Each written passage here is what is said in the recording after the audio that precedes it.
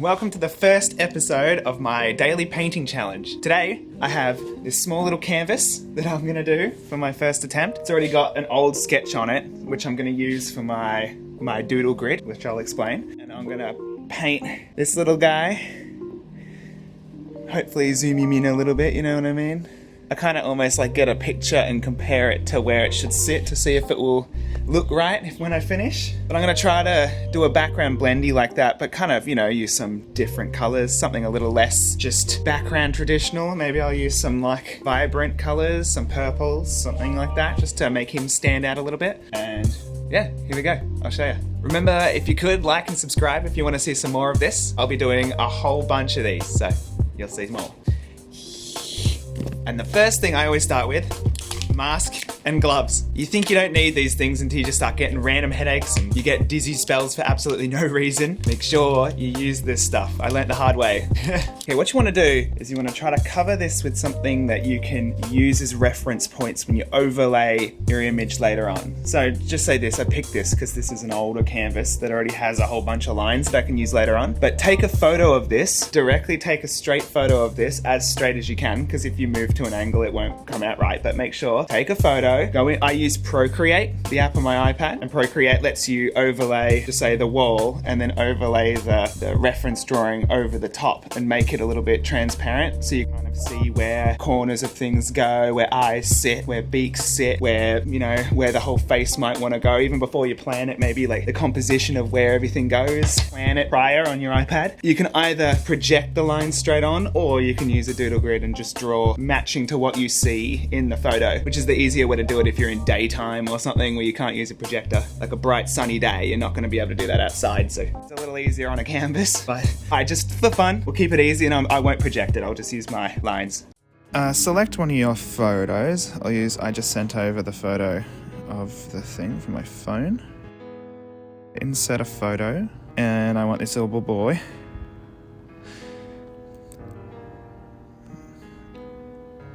Him see through from the start so I can kind of see. And if you look into it, you can see the lines of the flowers underneath the bird. Like, it'll obviously be a bit better if you had like tighter lines, and more distinct features. Obviously they're petals, so it's kind of harder to tell, but you do love hearts, numbers, letters, words, names, strange shapes and stuff, just to make sure you know where everything is. I also just like to turn the color down on that just to make sure you can kind of visualize. You can even outline this in a separate drawing, like the actual reference, so it's easier to see over this, because sometimes those shades are hard to see against your doodle grid. But yeah, see, so over, see, on its beak, I'd probably want to do a couple more lines, so I might just go back to the drawing and just fill it out with a little bit more referencing so I can get it a little bit more accurate. But the rest of it's fine. Like, I can use the edge over here, I can line those up with the petals. I know the end of his head comes to the end of this petal here, and the beak fits in between that petal and that petal. You kind of use that visual guiding. But yeah, I'll fix up the doodle grid a little bit so I can get his beak in, and yeah, when I come back, I'll probably be sketching. So I just finished the reference. You can see all my lines underneath with the new drawing on top. And yeah, I'll just start sketching, and literally as rough as I can, and he'll just form out of nowhere. You'll see him just go beep. And don't worry about making mistakes at this point, because it's all kind of just all over the place. Just if you see something that you see here, almost like connect the dots. I used a 6B pencil for the last sketch. See? You can't see anything. It's just a junk pile. But once you get some paint and get the edges to this, just say on a wall, you'll use a different color for your grey lead. I'm just lazy and using this guy. Again, just mark out the important stuff and you'll come together.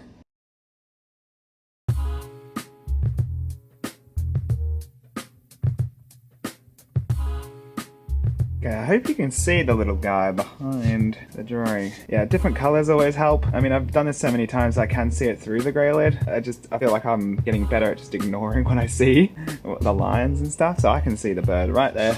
And I'll just throw on some quick colors. What I think I'm going to do with this guy, which I like to do, is I like to tape down the edges of him. I can do my background first and then do him afterwards, and he'll have a real crisp line on the edge. So I'll go and do that.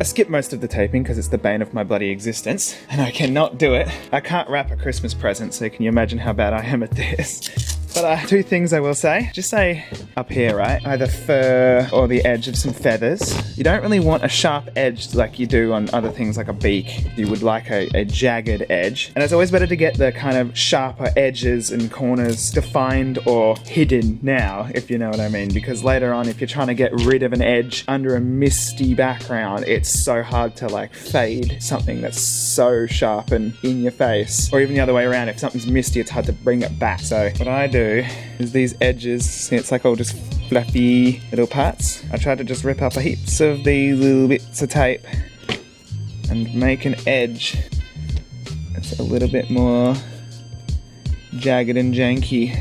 You know, I'm like cutting up little tiny corners, so like I see this and I think that's a really good little corner. Even just that little point there on the edge. I just like layer the points over the edge and you'll end up with like a jagged tape line. Do it for certain things, or even if I want to get like, to say, these thinner bits of tape, one bit of tape would be too thin to get right into the edge. So what I do, to say, is I get the tape and rip down the center, you know. Now you've got two sharp edges, so you can actually like make a thinner piece of tape out of the thicker piece with two sharp edges on each side where there's no rip. I don't know if these tips are helpful, but they're things I've never heard. I just had to discover this on myself. And as well, don't worry right now if there's like little gaps and stuff, because, you know, this will all be painted over after. This is just to make sure that your burb that you just drew doesn't disappear on you. I'm eventually gonna go over these again with some brushes, so it's not too important. Just making kind of sure that you're following the lines in a jagged way. I just know he's a lot more bushy here than he is sharp here, so make sure to get that in now. This is the whole, you know, it takes 4 hours to cook a meal, 10 minutes to eat it. It takes me sometimes 2 hours to prep and tape just to paint for half an hour, and I'm done. I feel like this is the same. Once this is prepped, you can just have fun, which is the best part about spray painting. You really don't have to, you know, go, oh, is my thing in the right spot, or is this whatever. It's spray paint. Go over it. Alright, I consider that done, you know. Just enough to cover the burb. In that background I'll just missed out. So, here you go.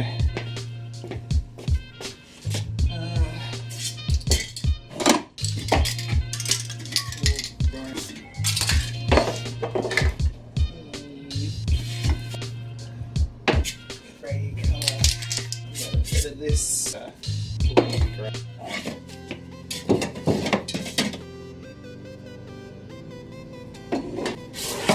I love using this translucent green for this kind of greeny undertone. I might even grab some blue for some green and blue like undertones. So I should probably make the background a greeny bluey kind of colour too. Got the same in blue.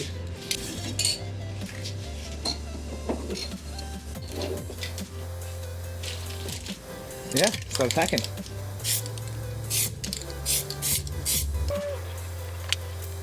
I think this purple might look good. It's all about what you think will look good.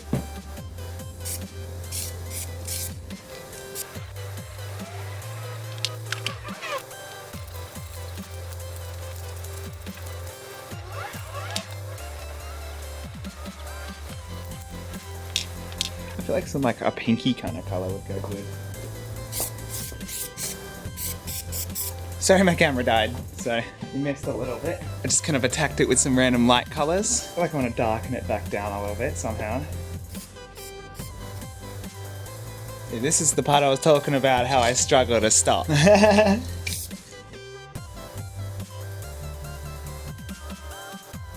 don't know. It's shapes.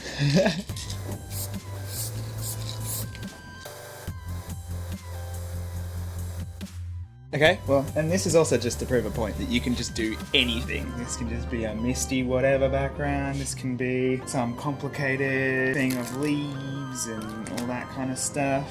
I'm gonna leave it like that. I don't even know if I like it, but I'm gonna leave it because I think the bird will make it look cool, so. You saw that.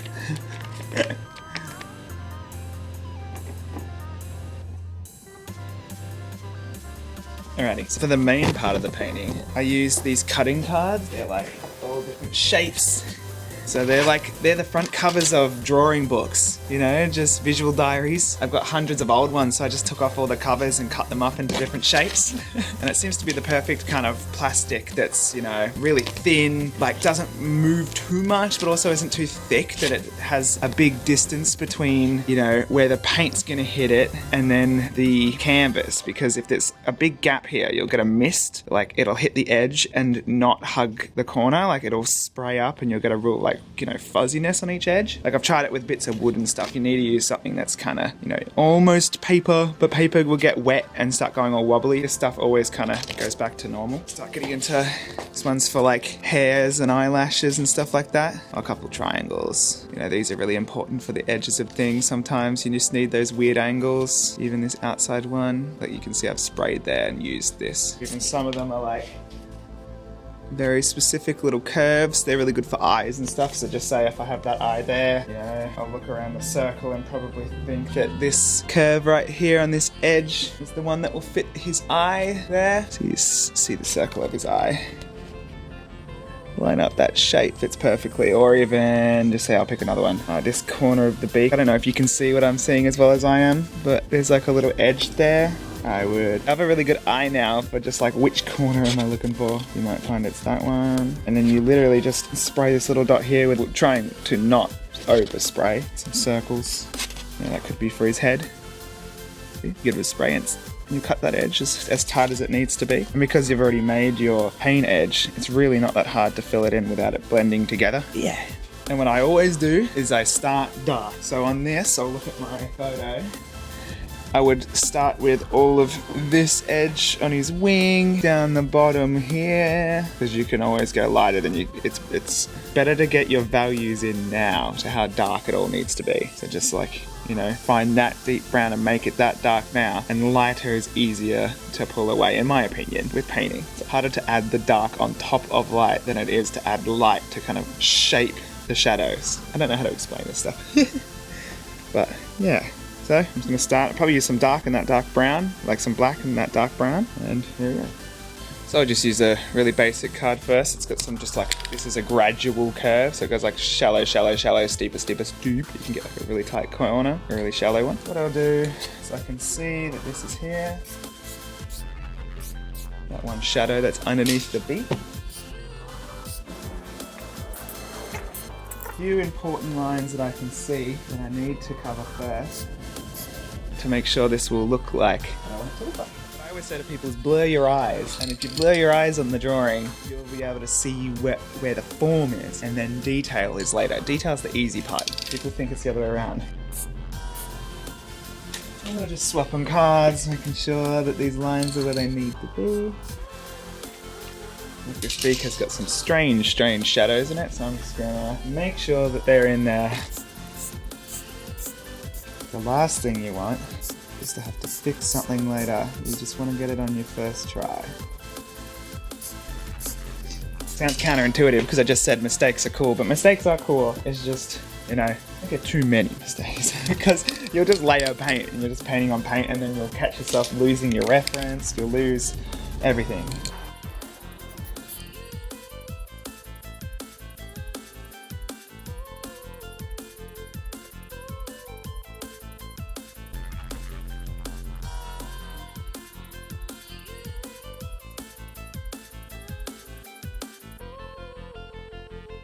So this is usually where I like to start with my black.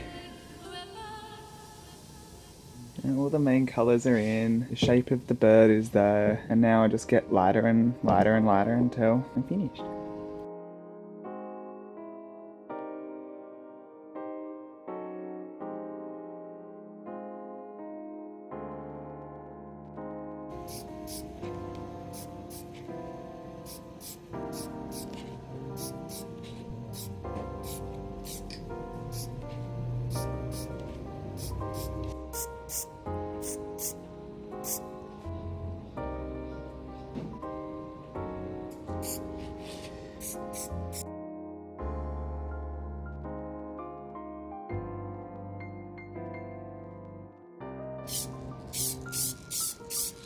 It's that translucent green. I'll just like miss the parts that I see in the photo have that hue. Right now it looks like a lot. You'll see what I mean once you have the highlights in and everything. That little shift of colour is quite important.